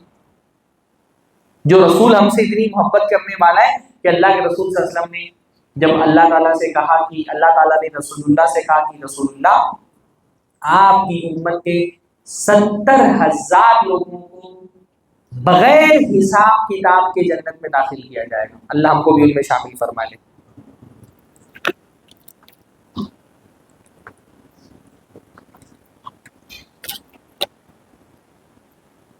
70,000 لوگوں کو بغیر حساب کتاب کے جنت میں داخل کیا جائے گا۔ بہت بڑی تعداد ہے 70,000، پر امت تو بہت بڑی ہے نا، امت کے مقابلے میں 70,000 دیکھیں تو تھوڑا کم لگتا ہے۔ تو اللہ کے رسول صلی اللہ علیہ وسلم نے کہا، اللہ تعالیٰ 70,000 تعداد تو بہت اچھی، لیکن تھوڑا اور کچھ اور لوگوں کو میری امت میں اس شرط سے نواز دے کہ ان کو بھی بغیر حساب کتاب کی جنت میں داخل کیا جائے۔ جب رسول اللہ تعالیٰ اپنے رسول سے بڑی محبت کرتا ہے بھائی، رسول اللہ آسمان پر سر اٹھا کر کے دیکھتے تھے کہ اللہ تعالیٰ قبلہ کب تبدیل کرے گا۔ اللہ تعالیٰ نے پرانی امتوں سے چلا آیا ہوا قبلہ تبدیل کر دیا، اور کیا فرمایا؟ فَلَنُوَلِّيَنَّكَ قِبْلَةً تَرْضَاهَا۔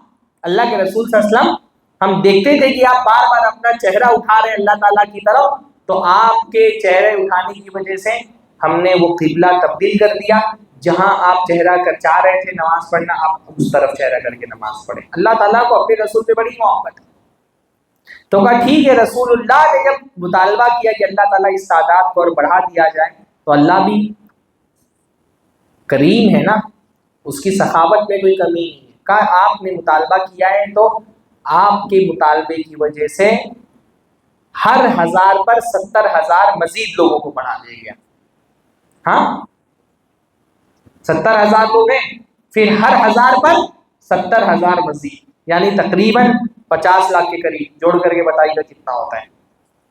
ہاں اتنی بڑی تعداد انشاءاللہ تعالی اللہ کے رسول صلی اللہ علیہ وسلم کی دعا کے نتیجے میں بغیر حساب کتاب کی اس امت کی جنت میں جائیے، اللہ کو اس میں شامل فرمائے۔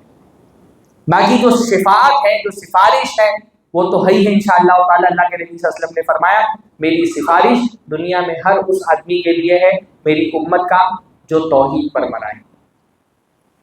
نبی کی سفارش اور نبی کی شفاعت حاصل کرنے کے لیے سب سے ضروری چیز کیا ہے؟ توحید۔ مشرک کے لیے، قبر پرست کے لیے، پیر پرستوں کے لیے، غیر اللہ کو پکارنے کے لیے رسول اللہ کی سفارش نہیں ہے، ان کو تو ہکال دیا جائے گا، رسول اللہ کو پہچانے گے نہیں قیامت کے دن۔ تو جو رسول اللہ صلی اللہ علیہ وسلم سے محبت تو ہمارے ایمان کا تقاضا ہے، اور رسول اللہ سے محبت اگر ہے سچی تو یہ صرف زبان کے دعووں میں نہیں لکھنی چاہیے، یہ ہمارے عمل میں لکھنی چاہیے۔ بھائی رسول اللہ سے محبت کا سب سے پہلا تقاضا تو یہ ہے کہ رسول اللہ کے لائے ہوئے دین سے محبت کرو۔ کیا ہم کو رسول اللہ کے لائے ہوئے دین سے محبت ہے؟ ہاں، یہ محبت ہے تو یہ ہمارے عمل میں دکھے گی۔ رسول اللہ کے لائے ہوئے دین سے محبت ہے تو یہ دین ہمارے ظاہر میں دکھے گا، ہمارے باطن میں دکھے گا۔ رسول اللہ صلی اللہ علیہ وسلم کے لائے ہوئے دین سے صحابہ کو محبت تھی تو انہوں نے اس دین کی اشاعت کے لیے اپنی جانیں قربان کر دی، اپنا مال قربان کیا، اپنی اولاد قربان کی۔ عورتوں نے اپنے شوہروں کو تیار کر کے جہاد کے میدان میں بھیجا، کیوں؟ اس دین کو غلبہ دینے کے لیے۔ ہمارے یہاں عورتیں مسجد میں نماز پڑھنے کے لیے نہیں بھیج پا رہی ہیں شوہروں کو۔ ہاں، صحابیات کو اس دین سے، رسول اللہ سے محبت تھی تو اپنے شوہروں کو نئی نئی شادی ہوئی اور تیار کر کے بھیج دیا، جاؤ میدان میں جہاد کرو، اپنی جان کی بازی لگاؤ۔ ہمارے یہاں مائیں اپنے بچوں کو نماز پڑھنے کے لیے مسجد میں نہیں بھیج پا رہی ہیں، خود ہی نہیں اٹھ پا رہی تو کیا بھیجیں؟ ہاں، دین رسول اللہ سے محبت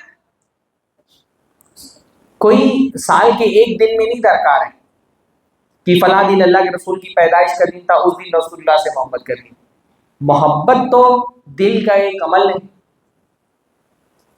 مستقل وہ رہنا چاہیے، اور جس کو رسول اللہ سے محبت ہوگی اس کی عبادتوں میں دکھے گا کہ یہ رسول اللہ سے محبت کرنے والا ہے۔ بھائی یہ داڑھی کیا ہے؟ یہ رسول اللہ سے محبت کا ایک ذریعہ اظہار کا، کہ میرے رسول کو داڑھی سے محبت تھی تو میں نے داڑھی رکھ لی۔ اگر داڑھی میں بندہ رسول اللہ سے محبت کر کے اپنے جسم کو نبی کے جسم کی طرح بنانے کی کوشش کر رہا ہے تو اپنی نماز کو بھی نبی کے نماز کی طرح بنانے کی کوشش کرے گا نا۔ رسول اللہ سے محبت کا تقاضا یہ ہے کہ اپنی نماز کو نبی کی نماز کی طرح سے بناؤ۔ اگر رسول اللہ کی محبت اس میں کہ میرا امامہ رسول اللہ کے امامے کی طرح ہو تو امامہ رسول اللہ کے امامے کی طرح ہو، اس سے زیادہ محبت کا تقاضا یہ ہے کہ میرا عقیدہ رسول اللہ کے عقیدے کی طرح ہو، میں رسول اللہ صلی اللہ علیہ وسلم کے دین کی طرح میرا دین ہو، رسول اللہ کے ایمان کی طرح میرا ایمان ہو، رسول اللہ کی نماز کی طرح میری نماز ہو۔ جس کو رسول اللہ کی ذات سے محبت ہوگی اس کو رسول اللہ کی بات سے محبت ہوگی، اور جس کو رسول اللہ کی بات سے محبت ہوگی وہ رسول اللہ کی بات پر کسی کی بات کو اوپر نہیں رکھے گا۔ رسول اللہ کی بات سے اگر کسی کی بات کو اوپر رکھا، اس کا مطلب رسول اللہ کی ذات سے آپ کو محبت نہیں ہے۔ ایک بار اللہ کے رسول کی بات آ گئی، اللہ کے رسول کی حدیث آ گئی، اب محبت کا تقاضا یہ ہے کہ نبی کی حدیث کے مقابلے میں کسی امام کا قول آ جائے، نبی کی بات سے ٹکرائے تو کسی کی بات قبول نہیں ہونی چاہیے۔ یہ رسول اللہ سے محبت کا تقاضا ہے۔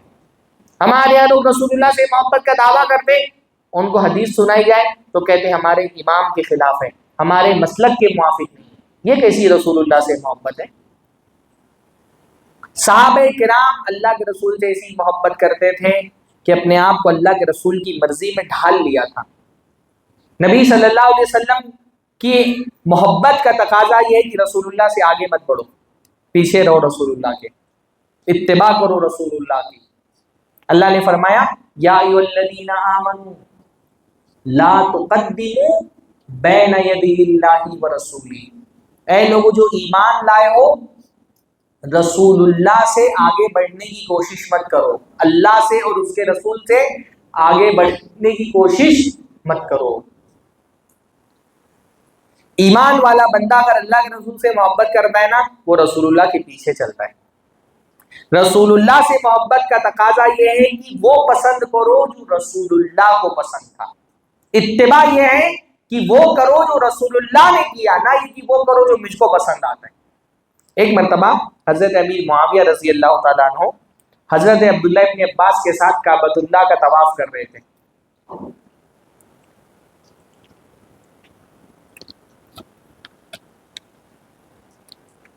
کعبۃ اللہ کا طواف کر رہے تھے۔ آپ کو پتا ہوگا اگر آپ نے حج یا عمرہ کیا ہے، کعبۃ اللہ کا طواف کرتے ہوئے دو ارکان کا استلام کیا جاتا ہے نا، کس کا؟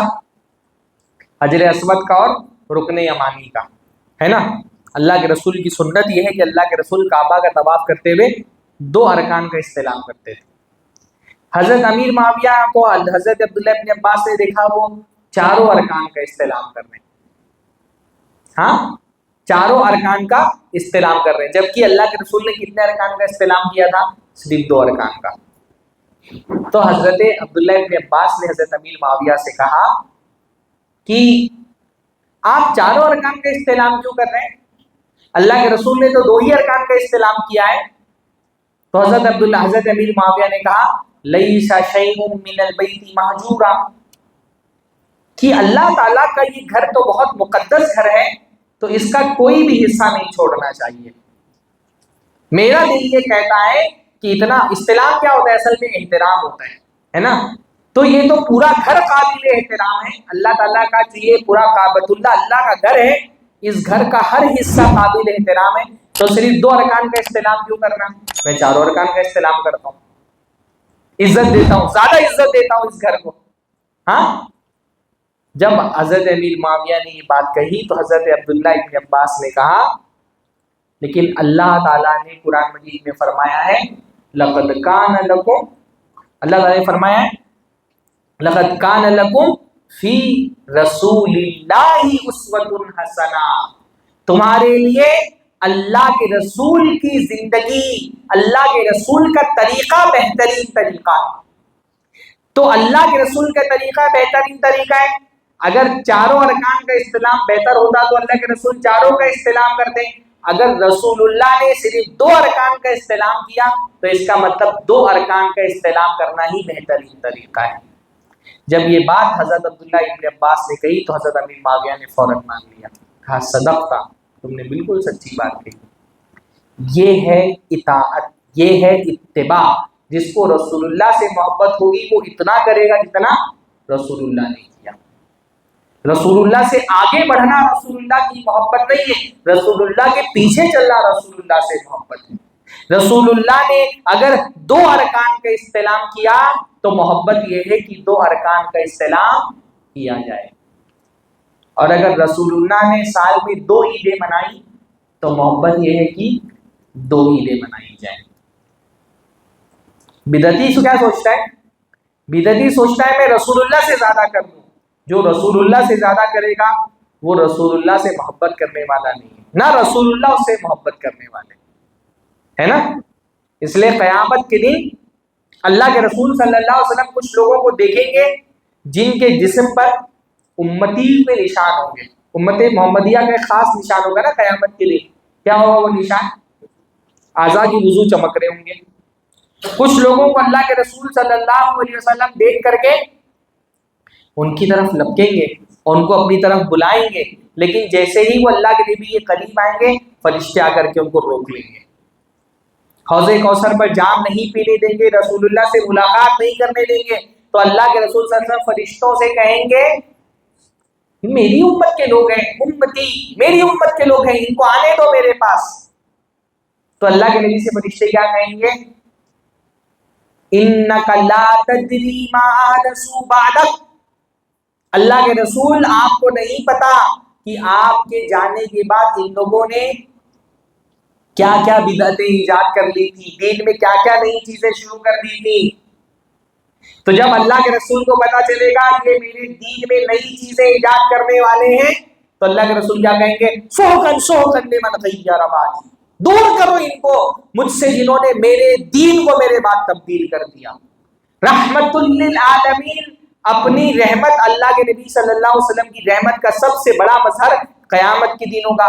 قیامت کے دن ہکال دیں گے اللہ کے رسول صلی اللہ علیہ وسلم بدعتیوں کو۔ جس کو سچی محبت ہوگی وہ رسول اللہ سے آگے نہیں بڑھے گا۔ سچی محبت کا تقاضا یہ ہے وہ کرو جو رسول اللہ کو پسند ہے، وہ مت کرو جو تم کو پسند ہے۔ سچی محبت کرنے والا یہ نہیں دیکھتا مجھے کیا پسند ہے، سچی محبت کرنے والا کیا دیکھتا ہے؟ میرے رسول کو کیا پسند تھا۔ حضرت ابن عمر کے پاس ایک آدمی آیا اور اس نے کہا کہ اس کو چھینک آ گئی۔ حضرت عمر کے پاس آیا اور اس کو چھینک آ گئی۔ چھینک آ گئی تو اس نے کہا الحمدللہ والسلام علی رسول اللہ۔ ہاں ٹھیک ہے، تو کیا کہا؟ الحمدللہ वस्सलामु अला रसूलिल्लाह। कोई बुरी बात कही थी उसने? अल्लाह की तारीफ की थी, रसूलुल्लाह पर दरूद सलाम भेजा था। कितनी अच्छी बात है ये।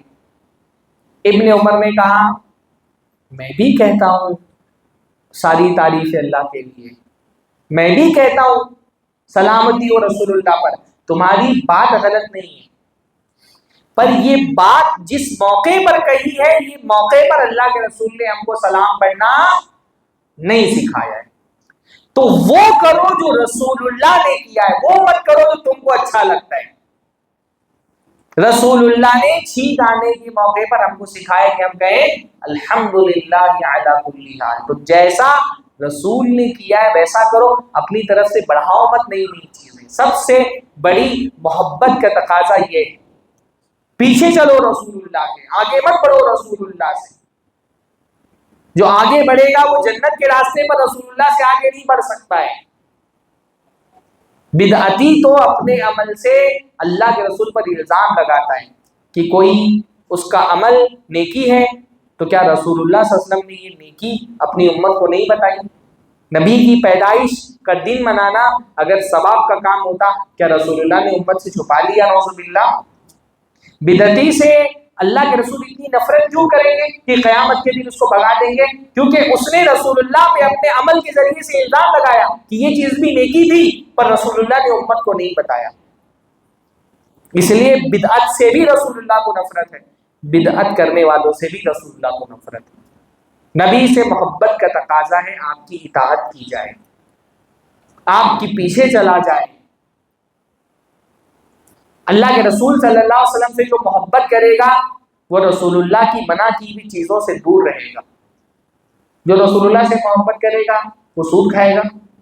हाँ, सूद खाने वालों के बारे में कुरान मजीद में अल्लाह ने क्या फरमाया? वज़रू मा बक़िया मिनर रिबा इन कुंतुम मुमिनीन, अगर तुम सच्चे ईमान वाले हो, जो भी तुम्हारे पास ज़माने जाहिलियत में सूद जितना भी बचा है उसको छोड़ दो, अपना असली कर्जा वापस ले लो, सूद छोड़ दो। आगे क्या फरमाया? और अगर ये सूद का कारोबार नहीं छोड़ोगे, ये सूद खाते खिलाते रहोगे, तो अल्लाह ताला ने क्या फरमाया? फ़अज़नु बिहर्बिन मिनल्लाहि व रसूली, तो अल्लाह और उसके रसूल से जंग करने के लिए तैयार हो जाओ। सूद खाने वालों को क्या कहा? ये अल्लाह उसके रसूल से जंग करने वाले हैं। ऐसे कैसे हो सकता है कि एक तरफ हम अल्लाह के रसूल से मोहब्बत का दावा भी करें और दूसरी तरफ सूद खा करके रसूलुल्लाह से जंग का ऐलान भी करें कि मैं तैयार हूं रसूलुल्लाह से जंग करने के लिए? मोहब्बत करने वाला अपने महबूब से जंग करता है? हाँ, ऐसा कैसे हो सकता है कि रसूलुल्लाह से मोहब्बत भी है और रसूलुल्लाह सल्लल्लाहु अलैहि वसल्लम की शरीयत की मुखालिफत भी करनी है? अल्लाह के नबी सल्लल्लाहु अलैहि वसल्लम ने फरमाया कुल्लु उम्मती यदखुलूनल जन्नह इल्ला मन अबा, मेरी सारी की सारी उम्मत के लोग जन्नत में जाएंगे सिवाय उसके जिसको जन्नत जाना इनकार कर दे कि मुझे जन्नत नहीं जाना है। साहबा ने कहा वमई अबा या रसूल अल्लाह, अल्लाह के रसूल सल्लल्लाहु अलैहि वसल्लम जन्नत जाने से कौन इनकार करेगा? भला जन्नत कौन नहीं जाना चाहेगा? तो अल्लाह के रसूल ने फरमाया मन अताअनी दखलल जन्नह, जो मेरी इताअत करेगा वो जन्नत में जाएगा। वमन असानी फकद अबा, और जो मेरी नाफरमानी करेगा गोया कि वो खुद जन्नत में जाने का इनकार कर रहा है, उसको नहीं जाना है जन्नत में।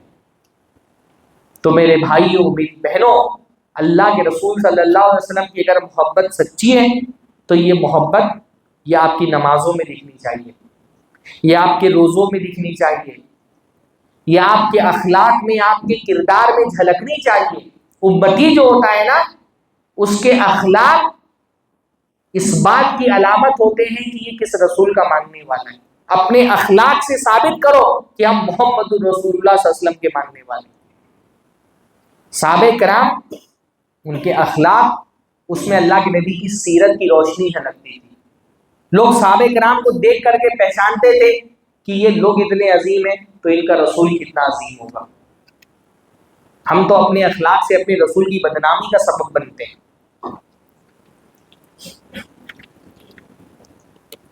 देखिए अल्लाह के रसूल के एक सहाबी अब्दुल्लाह बजली रज़ी अल्लाह ताला अन्हु, एक मर्तबा उन्होंने अपने गुलाम को گھوڑا لینے کے لیے بازار میں بھیجا کہ جاؤ میرے لیے گھوڑا خرید کے لے آؤ.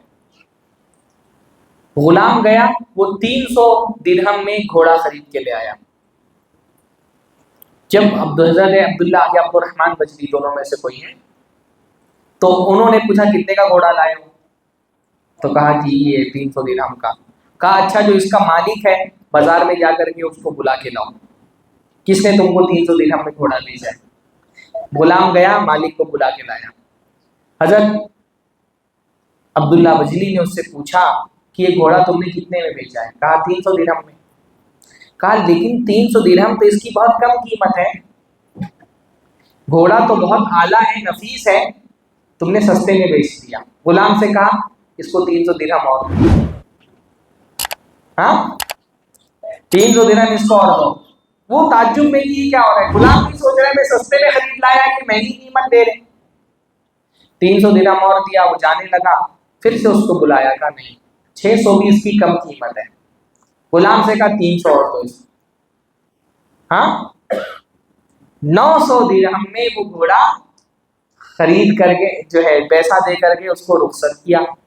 غلام کھڑے ہو کر کے ان کا منہ دیکھ رہے ہیں. تو حضرت عبداللہ بجلی نے کہا انہ لیس بجنون، مجھے کوئی پاگل پن نہیں ہے، مجھے دیکھ کر کے سوچ رہے ہو کہ یہ پاگل آدمی ہے 3 گنا قیمت دے کر کے گھوڑا خرید لیا.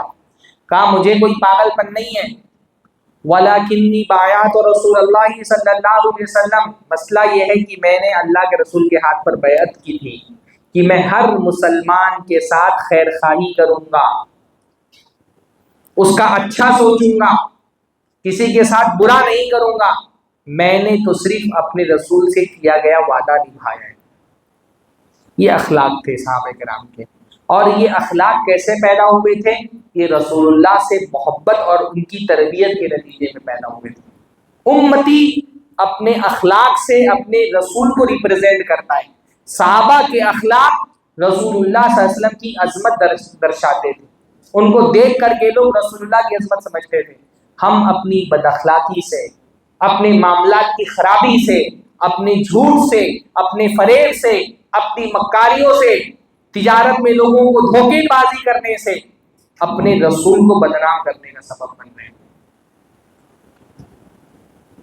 حرام کھانے والا رسول اللہ سے محبت کرنے والا کیسے ہو سکتا ہے؟ اللہ کے رسول صلی اللہ علیہ وسلم نے لعنت بھیجی ہے حرام کھانے والوں پر، شراب پینے والوں پر، سود کھانے والوں پر. اللہ کے رسول کی لعنت ہے. جو رسول اللہ سے محبت کرے گا وہ حرام کھائے گا. جو رسول اللہ سے محبت کرے گا وہ کاروبار میں لوگوں کو دھوکہ دے گا. اللہ کے رسول نے کاروبار میں کسی بھی زندگی کے معاملے میں دھوکہ دینے والوں کو اپنے سے الگ کر دیا. اللہ نے فرمایا لیس منا، جو ہم میں سے نہیں ہے جو آدمی لوگوں کو دھوکہ دے. دھوکہ دینے والوں کو اللہ کے رسول نے اپنے سے الگ کر دیا کہ ہماری پارٹی کے لوگ نہیں ہیں یہ. جو لوگوں کو دھوکہ دے، اپنے رسول اللہ سے محبت ہے تو اپنے اخلاق سنوارو، رسول اللہ سے محبت ہے تو اپنی عبادتیں سنوارو، رسول اللہ سے محبت ہے تو اپنا عقیدہ سنوارو. صرف ذات سے محبت کے دعوے کافی نہیں ہے. اگر رسول اللہ سے محبت سچی ہے، پہلی کوشش کس سے کرنی ہے؟ اپنے عقیدے کو سنوارنے پہ کرنی ہے. دوسری کوشش اپنی عبادتوں کو سنوارنے پہ کرنی ہے. اور تیسری کوشش انشاءاللہ تعالی اپنے اخلاق کو سنوارنے پر کرنی ہے. جو رسول اللہ سے محبت کرتا ہے اس کا سلوک اپنے پڑوسیوں سے اچھا ہونا چاہیے. اللہ کے رسول صلی اللہ علیہ وسلم نے فرمایا وہ آدمی ہم میں سے نہیں ہے جو بھوکا ایمان ہی نہیں لایا مجھ پر، محبت تو بہت دور کی بات ہے، وہ شخص مجھ پہ ایمان ہی نہیں لایا جس کا پڑوسی بھوکا سو رہا ہو، جس کا پیٹ بھرا ہوا ہو. فرمایا ہم میں سے نہیں ہے وہ. اللہ کے رسول نے فرمایا قیامت کے دن میرا سب سے قریبی کون ہوگا؟ جس کے اخلاق سب سے اچھے ہیں. سب سے قریب اللہ کے رسول قیامت کے دن کس کو رکھیں گے؟ جس کے اخلاق اچھے ہیں. دنیا کے اندر جو رسول اللہ سے محبت کرے گا وہ اپنے اخلاق پر محنت کرے گا تاکہ قیامت کے دن رسول اللہ کی قربت نصیب ہو سکے. اپنے گھر والوں سے محبت کرے گا، بیویاں اپنے شوہروں کی اطاعت کرے گی، شوہر اپنی بیوی کی ضرورت اور ان کا نان و نفع پورا کرے گا. اپنے رویے، اپنے اخلاق، لوگوں کے ساتھ اپنے معاملات درست کریے. جس کو رسول اللہ سے محبت ہوگی وہ رسول اللہ کے دین سے جڑے گا، وہ مسجدوں میں آ کر کے پابندی کرے گا نمازوں کی، وہ دعوت کا کام کرے گا، وہ اللہ تعالیٰ کی دین کو پھیلانے کے لیے فکر مند رہے گا۔ رسول اللہ دنیا میں جس کام کے لیے آئے تھے رسول اللہ کے مشن کو آگے بڑھائے گا۔ امتی کا کام رسول اللہ کی پیدائش پر ناچ گانا کرنا نہیں ہے، رسول اللہ کے لائے ہوئے مشن کو آگے بڑھانا ہے۔ نبی صلی اللہ علیہ وسلم نے فرمایا قُلْ هَٰذِهِ سَبِيلِي أَدْعُو إِلَى اللَّهِ، کہہ دیجیے یہ میرا راستہ ہے، میں لوگوں کو اللہ تعالیٰ کی طرف بلاتا ہوں، اللہ کے بندوں کو اللہ کے دین سے جوڑتا ہوں۔ انا، میں بھی، وَمَنِ اتَّبَعَنِي، اور جو میری اتباع کرنے والے لوگ ہیں، میرے امتی، میرے سچے پیروکار، وہ بھی کیا کرتے ہیں؟ اللہ کے دین کی دعوت کا کام کرتے ہیں۔ میرے امتی وہ ہیں جو میری اتباع کرتے ہوئے میرے مشن کو آگے بڑھاتے ہیں۔ اللہ کے رسول جو دین لے کر کے آئے، اس دین کو عام کرنا اصل میں رسول اللہ سے محبت ہے۔ وَتُعَزِّرُوهُ وَتُوَقِّرُوهُ، اللہ تعالیٰ نے فرمایا رسول کی مدد کرو، رسول کی عزت کرو۔ إِلَّا تَنْصُرُوهُ فَقَدْ نَصَرَهُ اللَّهُ، کیا تم رسول کی مدد نہیں کرو گے جس کی مدد اللہ نے کی؟ رسول اللہ کی مدد کیا ہے میرے بھائیوں؟ آج کے دن رسول اللہ کی مدد ہم کیسے کر سکتے ہیں؟ اللہ تعالیٰ نے ہم سے کہا رسول اللہ کی مدد کریں، کیسے کریں گے رسول اللہ کی مدد؟ رسول کی مدد مطلب رسول کے دین کی مدد۔ صحابہ کرام نے اپنے زمانے میں رسول اللہ کی مدد کی اپنی جانیں قربان کر کے۔ آج کا دور ابھی جانیں قربان کرنے کا وقت نہیں آیا ہے۔ آج کا دور ہے کہ رسول اللہ کی مدد کرنے کے لیے اپنا وقت قربان کریں، اپنی طاقت قربان کریں، اپنی صلاحیت لگائیے، اپنا مال لگائیے، اپنی خواہشات قربان کریے۔ ٹھیک ہے، اللہ تعالیٰ نے آپ لوگوں کو یہ توفیق دی، چھٹی کا دن ہے کل کا، سنیچر کا دن ہے آج شام کا، آپ لوگ اپنا گھر بار اپنی راحتیں چھوڑ کر کے مسجد میں آئیں، یہ قربانی ہے۔ اللہ تعالیٰ آپ کے لیے، آپ نے اللہ کے لیے کچھ قربانی دی، اللہ تعالیٰ اس کا بہترین بدلہ آپ کو دے۔ آج کے دور میں یہی دین کی مدد ہے میرے بھائیوں۔ یہ چھوٹی چھوٹی مجلسیں، یہ مجلسیں کیا ہیں؟ یہ رسول اللہ کی وراثت بانٹنے کی مجلسیں ہیں۔ جس کو رسول اللہ سے محبت ہوگی وہ ان مجلسوں میں شریک ہو کر کے رسول اللہ کی وراثت حاصل کرے گا۔ نبی صلی اللہ علیہ وسلم دنیا میں اور کیا چھوڑ کے گئے؟ مال جائیداد تھوڑی چھوڑ کے گئے، مال جائیداد تو سب صدقہ ہو گئی۔ اللہ کے رسول کیا چھوڑ کے گئے ہمارے لیے؟ یہ دین چھوڑ کر کے گئے۔ یہ مجلسیں دین بانٹنے کا ذریعہ ہیں۔ ایک مرتبہ حضرت ابو ہریرہ نے بازار میں لوگوں سے کہا، ارے تم لوگ یہاں کاروبار کر رہے ہو، مسجد میں تو رسول اللہ کی جائیداد بٹ رہی ہے۔ تو سب لوگ دوڑ کر کے مسجد میں پہنچ گئے۔ پہنچے تو دیکھا کوئی مال دولت تقسیم نہیں ہو رہا، تو جا کے حضرت ابو ہریرہ سے کہا، آپ نے ہم کو مسجد بھیج دیا تھا کہ رسول اللہ کی جائیداد تقسیم ہو رہی ہے، وہاں تو کوئی مال و دولت تقسیم نہیں ہو رہا تھا۔ تو کہا پھر کیا ہو رہا تھا مسجد میں؟ تو لوگوں نے کہا وہاں تو صحابہ الگ الگ حلقے بنا کے بیٹھے تھے اور حدیثیں سنا رہے تھے۔ حضرت ابو ہریرہ نے کہا یہی تو اللہ کے رسول کی جائیداد ہے، اللہ کے رسول صلی اللہ علیہ وسلم یہی تو چھوڑ کر کے گئے ہیں۔ اس لیے اللہ کے رسول نے فرمایا العلماء ورثۃ الانبیاء، علماء انبیاء کے وارث ہیں، کیونکہ رسول اللہ دنیا میں علم چھوڑ کر کے گئے ہیں، تو جنہوں نے وہ علم لیا وہ رسول اللہ کے وارث بن گئے۔ اور وارث کون ہوتا ہے؟ سب سے قریبی ہوتا ہے۔ رسول اللہ کا اگر قریبی بننا ہے تو رسول اللہ کے دین کا علم حاصل کرو۔ ہمارے یہاں دینی مجلسوں کی قدر نہیں کرتے لوگ۔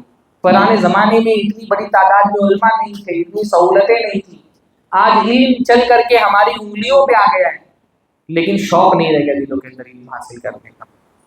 جس کو رسول اللہ سے محبت ہوگی سچی، وہ اپنا وقت قربان کر کے، اپنا مال قربان کر کے اللہ تعالیٰ کا دین سیکھے گا۔